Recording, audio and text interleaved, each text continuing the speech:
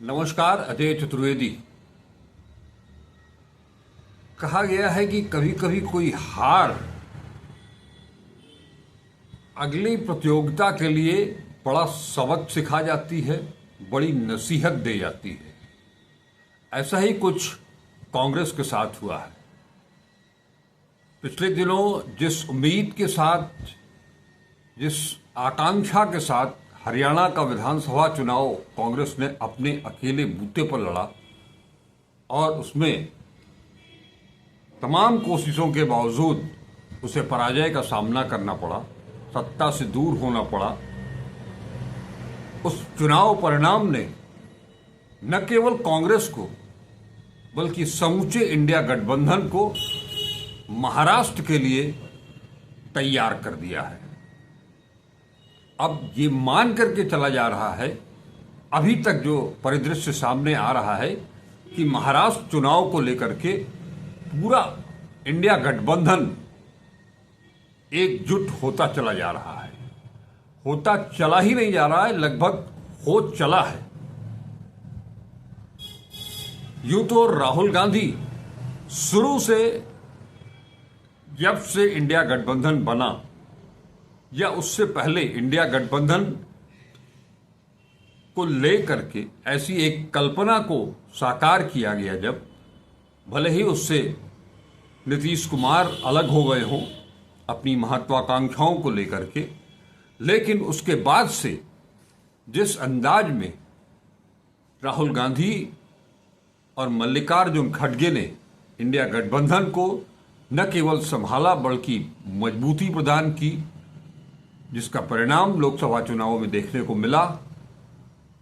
कांग्रेस खुद 99 तक पहुंची और सत्तारूढ़ मोदी सरकार को, 400 पार के नारे देने वाली मोदी सरकार को स्वयं प्रधानमंत्री नरेंद्र मोदी, जो कि 400 पार का नारा दे रहे थे, उन्हें भी बहुमत से पहले ही रोक दिया।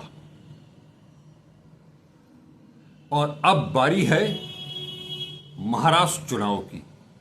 महाराष्ट्र चुनाव पर आप सभी को याद होगा कि अभी पिछले दिनों ही, 2 दिन पहले ही मैंने एक वीडियो शेयर किया था आप लोगों के लिए और ये बताया था कि वहां जो महायुति यानी कि एनडीए के भीतर किस तरह से रस्साकसी चल रही है, किस तरह से मनभेद उजागर हो रहे हैं, और उसके ठीक उलट अभी तक यानी कि कल तक जो स्थिति थी कि महाविकास अघाड़ी यानी कि कांग्रेस, एनसीपी शरद पवार और शिवसेना उद्धव गुट, ये तीनों मिलकर के वहां महाराष्ट्र फतह करने चले थे और तीनों के बीच में किसी तरह का कोई मतभेद नहीं है, कोई मनभेद भी नहीं है। लेकिन अब न केवल कांग्रेस, एनसीपी शरद पवार और शिवसेना उद्धव गुट ही नहीं, अब ये तय कर लिया गया है कि समूचा इंडिया गठबंधन मिलकर के वहां चुनाव लड़ेगा। चाहे वो समाजवादी पार्टी हो, चाहे वो आम आदमी पार्टी हो, और इतना ही नहीं, न केवल चुनाव लड़ेंगे, जो वहां चुनाव नहीं लड़ेंगे उनकी भी मौजूदगी इस पूरे चुनाव अभियान के दौरान बनी रहेगी। मसलन जिस अंदाज में इंडिया गठबंधन ने जम्मू कश्मीर में जीत हासिल की है, उसके तहत आप सभी ने देखा कि शपथ ग्रहण समारोह के दौरान समूचा इंडिया गठबंधन एकजुट वहां दिखाई दिया। अब महाराष्ट्र में नेशनल कॉन्फ्रेंस भले ही अपने उम्मीदवार न उतारे, भले ही वो वहां चुनाव न लड़े, लेकिन फारूक साहब चुनाव अभियान के लिए इंडिया गठबंधन के साथ महाराष्ट्र में नजर आते रहेंगे। उधर पूरी कोशिश की जा रही है, लगभग बात बन चुकी है कि कि तृणमूल कांग्रेस यानी कि ममता बनर्जी को भी महाराष्ट्र में चुनाव लड़ने के लिए राजी कर लिया जाए। ज्यादा नहीं तो 3 से 5 सीट के बीच में ही चुनाव लड़े, लेकिन उनकी मौजूदगी महाराष्ट्र में दिखाई जरूर दे। समाजवादी पार्टी के अध्यक्ष और उत्तर प्रदेश के पूर्व मुख्यमंत्री अखिलेश यादव आज महाराष्ट्र में हैं। 2 जगह उनकी सभाएं थी। यहां से उत्तर प्रदेश से रवाना होने के पहले कल ही उन्होंने कहा था कि वो महाराष्ट्र जा रहे हैं और महाराष्ट्र में वो पूरी मजबूती के साथ चुनाव लड़ेंगे इंडिया गठबंधन के साथ मिलकर के। उन्होंने यहां तक कहा कि उन्होंने इंडिया गठबंधन के शीर्ष नेताओं से अपनी सीटों की बात रख दी है, कर दी है। अब ये उनके ऊपर डिपेंड करता है कि वो कितनी सीट देते हैं। 2 सीटें समाजवादी पार्टी की ऑलरेडी महाराष्ट्र में है और अब अखिलेश यादव महाराष्ट्र के उन क्षेत्रों में जहां पर कि उत्तर प्रदेश के नागरिकों की बहुलता है, उन इलाकों में जहां जो मुस्लिम बहुल इलाके हैं, वहां इन सभी क्षेत्रों में चुनाव लड़ने के लिए तैयार है। माना यह जा रहा है, जो सूचनाएं आ रही हैं उसके अनुसार 12 से 15 सीट की डिमांड अखिलेश यादव ने की है, लेकिन माना यह जा रहा है कि इंडिया गठबंधन की तरफ से उसे कम से कम 6 से 8 सीटें मिल सकती हैं। वहीं इतना ही नहीं, बड़े बड़े जितने भी दल हैं वो सब एकजुट होकर के लड़ेंगे।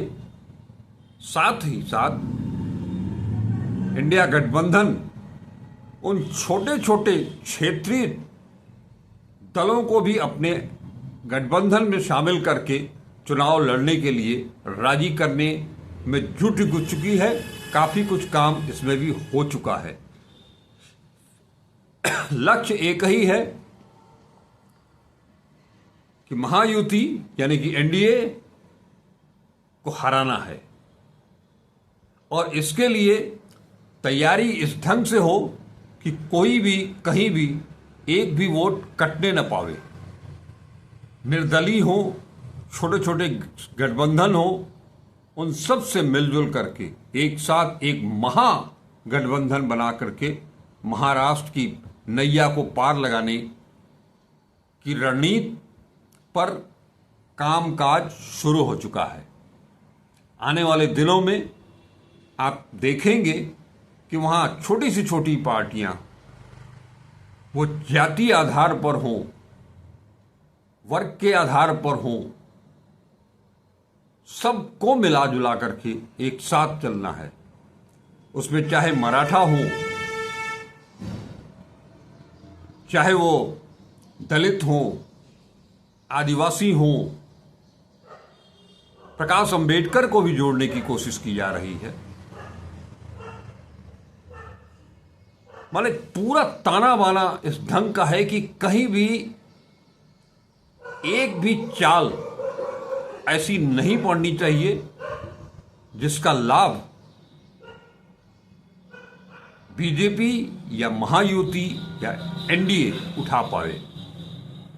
जाति समीकरणों को साधने के लिए अभी से पूरा बिसात बिछाई जा रही है, ताकि जिस तरह से बीजेपी ने हरियाणा में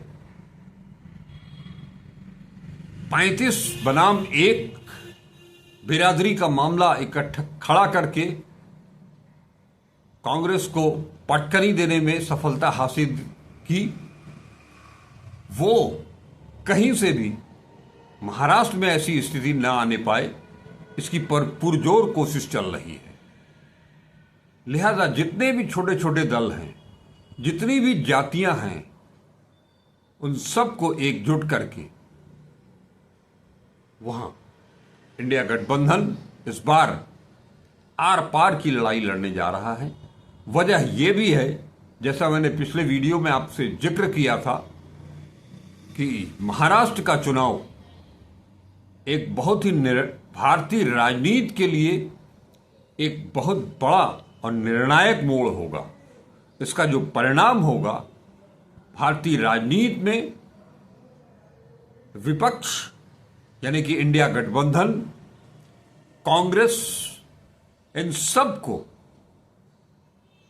के लिए एक ये लिटमस टेस्ट होने जा रहा है, बड़ा इम्तिहान होने जा रहा है। अगर तनिक भी कहीं से किसी कोने से कोई चूक हुई और उसका खामियाजा अगर भुगतना पड़ा, तो भविष्य में आने वाले दिनों में इंडिया का वजूद रहेगा कि नहीं रहेगा, इस पर बड़ा सवाल खड़ा है।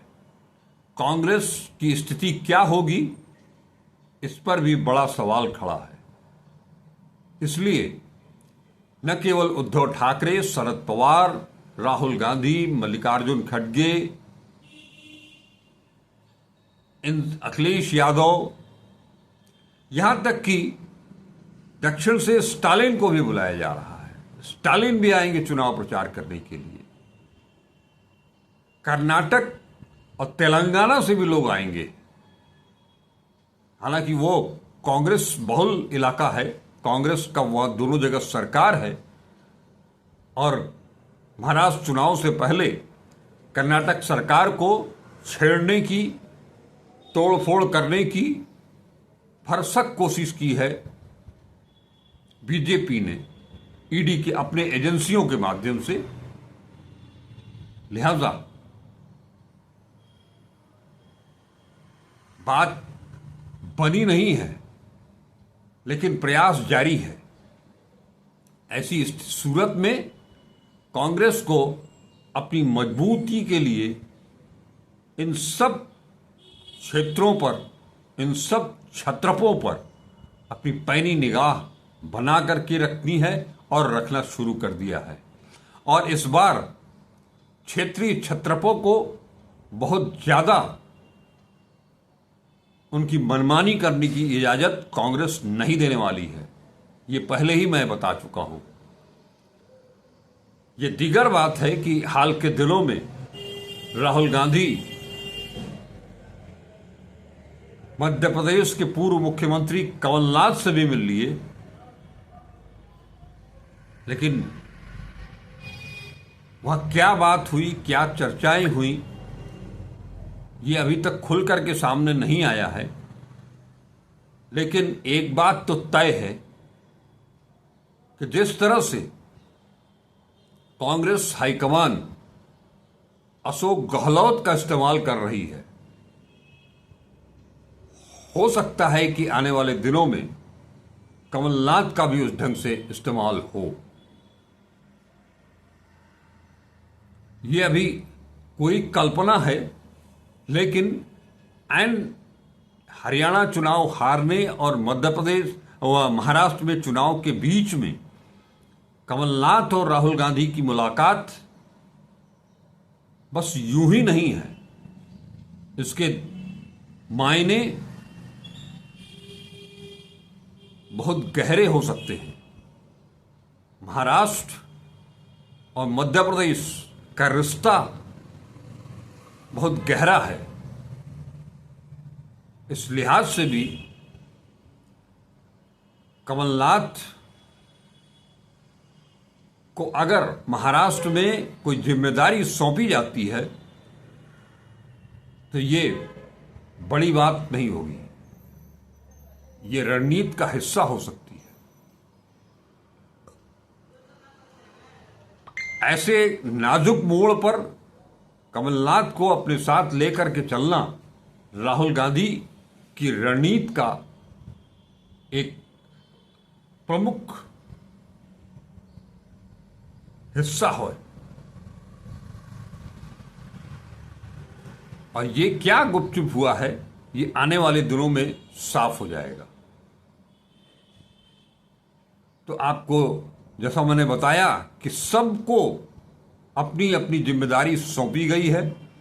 सब एक दूसरे का हाथ पकड़ करके मजबूती के साथ महाराष्ट्र चुनाव में उतर रहे हैं। महाराष्ट्र चुनाव को घेरने की तैयारी शुरू हो चुकी है। महायुति को घेरने की तैयारी शुरू हो चुकी है। इसका आगाज राहुल गांधी कर चुके हैं। छत्रपति शिवाजी महाराज की प्रतिमा के अनावरण के साथ इसका आगाज वो कर चुके हैं। जब एनडीए सरकार बीजेपी और खास तौर पर प्रधानमंत्री द्वारा अनावरित छत्रपति शिवाजी महाराज की प्रतिमा के गिरने को लेकर के जो सवाल खड़ा हुआ था, उस वक्त भी राहुल गांधी वहीं थे और वहां पर उन्होंने उस एक प्रतिमा को लेकर के, छत्रपति शिवाजी महाराज की प्रतिमा को लेकर के बीजेपी, एनडीए और महायुति को कायदे से घेरा था। और अब जबकि चुनाव नजदीक है, घोषित हो चुका है, तिथियां घोषित हो चुकी हैं, तो क्या क्या सामने आएगा? पुलों के निर्माण, बाबा सिद्दीकी की हत्या, कानून व्यवस्था, महंगाई, बेरोजगारी,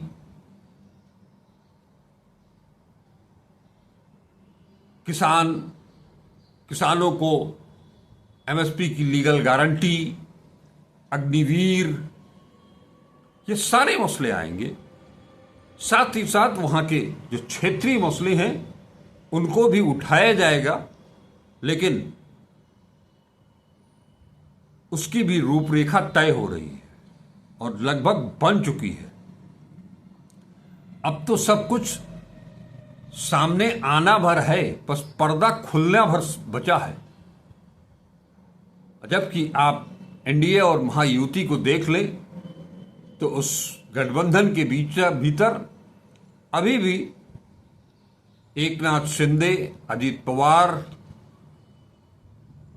देवेंद्र फडणवीस ऐसे आपस में जैसे लग रहा है कि कुछ जो संतुलन चाहिए उसमें बहुत सारा बिखराव, बहुत सारा टूटन दिखाई दे रहा है। हालांकि इसको जोड़ने तोड़ने की कोशिश में एनडीए गठबंधन पूरी तरह से जुटा हुआ है। कल आप सबने परसों जिस तरह से जम्मू कश्मीर में इंडिया गठबंधन एकजुट दिखाई दिया, उसी तरह से कल हरियाणा में एनडीए पूरा एकजुट दिखाई दिया। यहां तक कि चंद्रबाबू नायडू भी पहुंच गए। उत्तर प्रदेश के मुख्यमंत्री का तो खैर होना ही होना था। अब इन सब चीजों को लेकर के दोनों ने अपनी कमर कस ली है। एक को अपनी साख बचानी है, एक को अपने अस्तित्व को कायम रखते हुए शिखर को छूना है। अब आगे आगे क्या होता है, मैं हर गुणा गणित के साथ आपके पास उपस्थित होता रहूंगा। आज के लिए इतना ही। नमस्कार, अजय चतुर्वेदी।